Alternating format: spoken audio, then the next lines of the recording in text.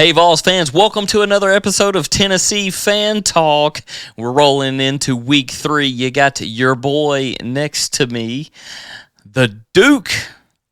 You can check him out. Dale Earnhardt Week. Check him out on Twitter at Brad Rush and myself, Brandon Bird. You can follow me on Instagram at BrandonBirdTN. More importantly, the show's social media. If you haven't already, take a moment, get on the sites there. We got Facebook, Instagram, Twitter, at all the same, real easy, at TN Fan Talk. If you haven't already, here on the YouTube, or if you're listening to the podcast version of this, thank you, podcast. I love how you said that. That's how my memo would say it. The YouTube. I saw that on the Facebook. You're not on the Twitter? That's Tweeter. The Tweeter. Tweeter End Zone Dance.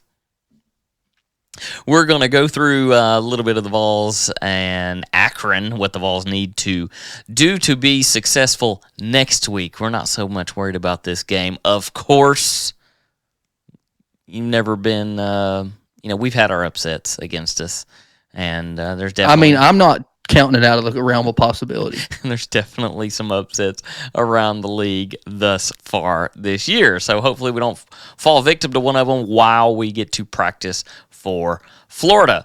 All that and more. Get on in here with us.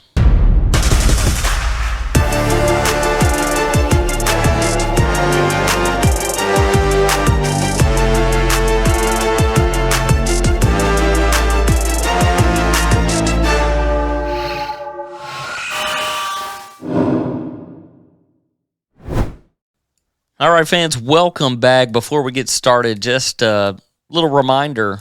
We love having other fans on here. You don't have to be a Vols fan. Hopefully you are. Talk some Vols with us. I would prefer not to have a Vols fan. Comment below or message us on any of the social media platforms, and we'll schedule a time for you to get on here. We record these shows typically Sunday nights. But we're flexible. But we are flexible, so we'd love to have you on. You don't need anything fancy. A phone will work.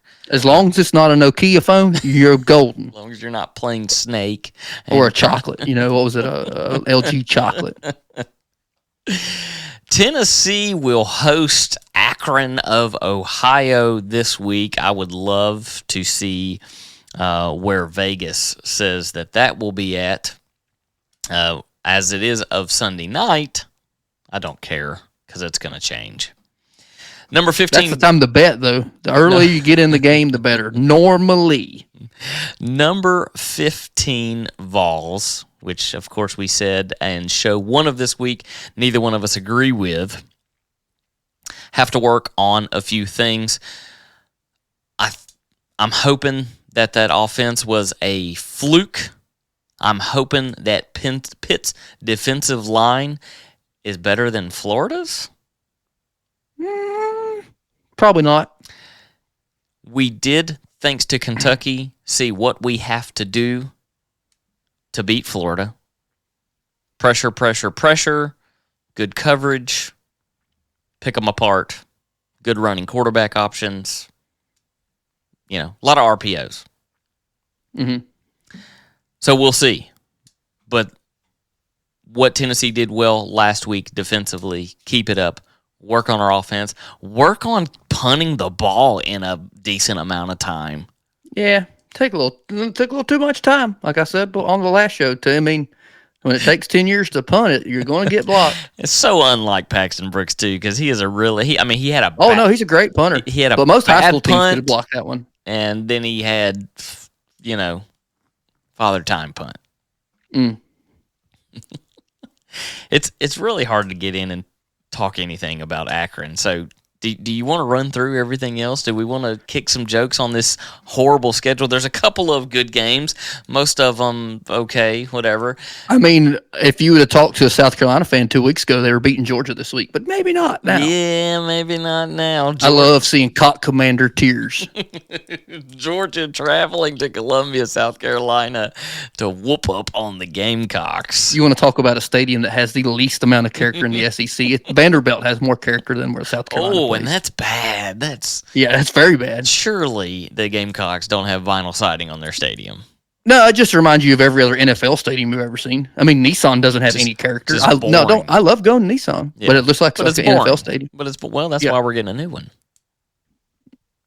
And then they always have that gimmicky sandstorm crap. Pretty gimmicky.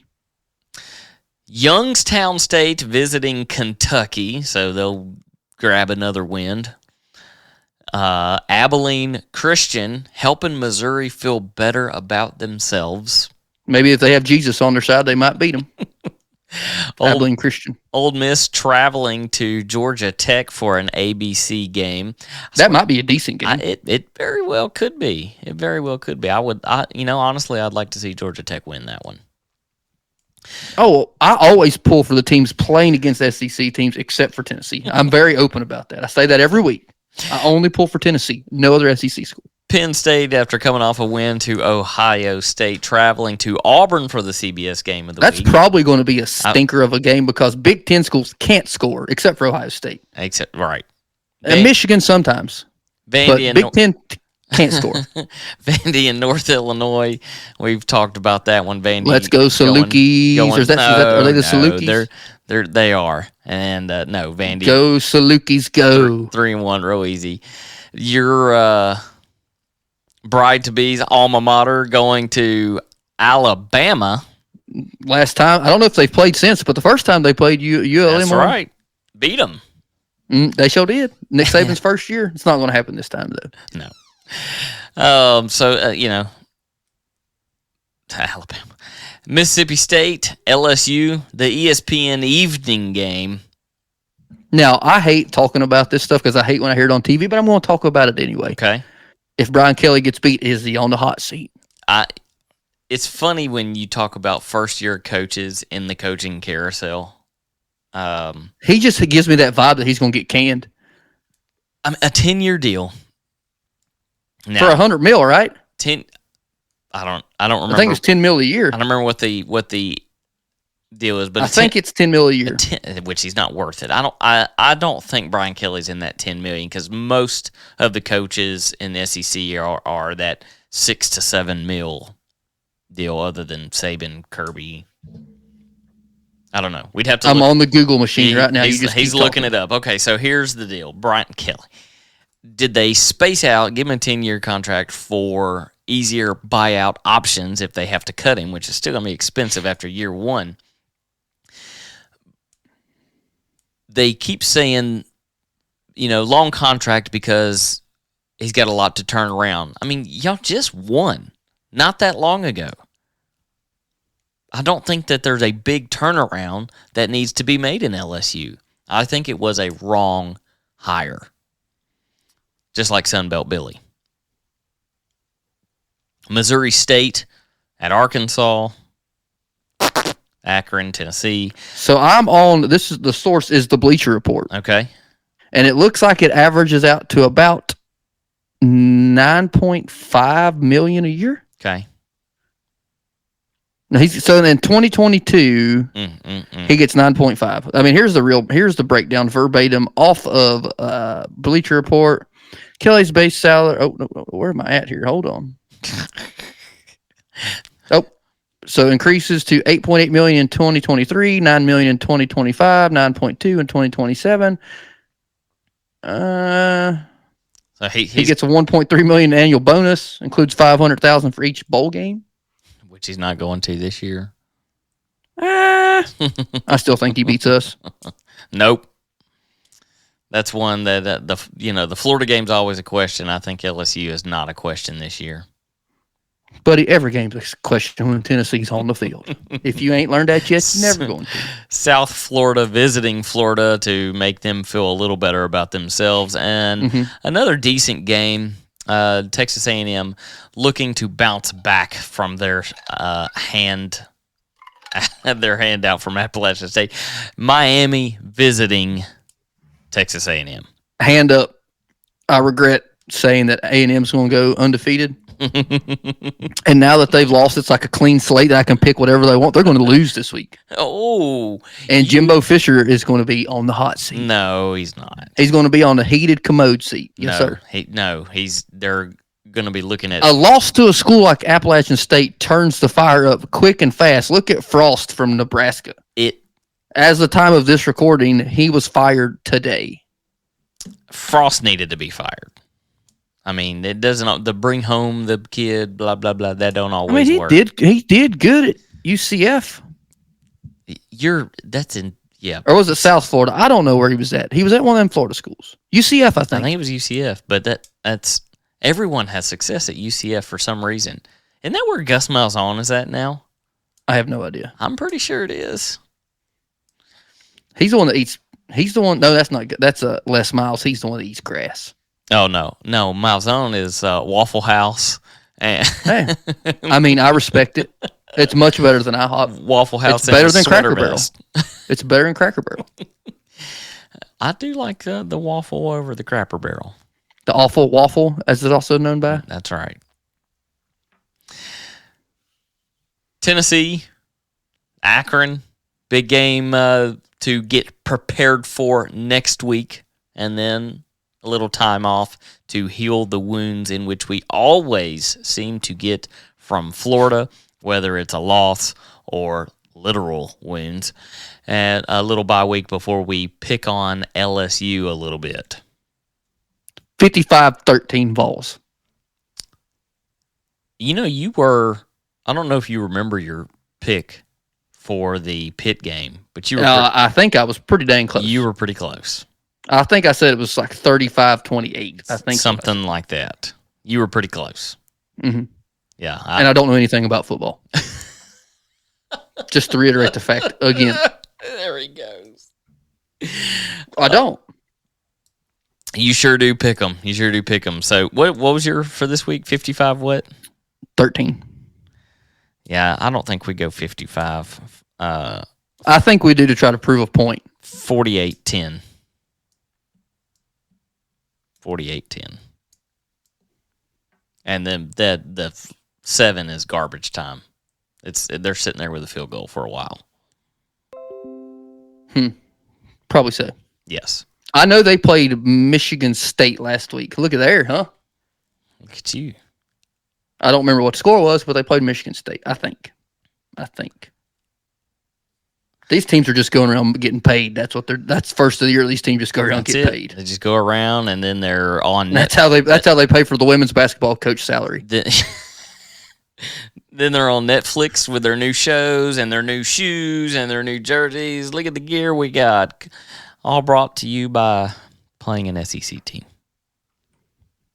And maybe like Appalachian State sometimes beating them. And then maybe beating them. It is their Super Bowl. Notre Dame. I love that. Yeah, I hate Notre Dame. They're like my 5th least favorite team. It goes Alabama, Kentucky, Vanderbilt, Ohio State, Notre Dame. And that's like the my top 3 are firm, and the other 2 change from time to time. My hatred moves around. It sure does. Oh, did I forget Florida? Yes, I sure did. I don't. I mean, I do hate Florida. Don't get me wrong, but it's not like. I mean, my mama told me you ain't supposed to hate nobody. You hate the sin, not the sinner, kind of thing. And I can't help what them boys went to Florida. That stadium looks awful. Awful. I mean, it's ranked higher than Neyland in almost every poll you see. Is like game day experience. It's awful. I bet they still pee in troughs too, though.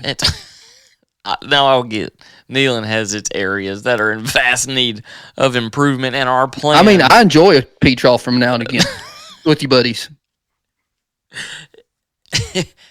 I mean, the sections that they still remain, I can get keeping them because you're tired of cleaning. You want to talk about a speedy bathroom? Get me a pee trough. I ain't got to wait in line forever.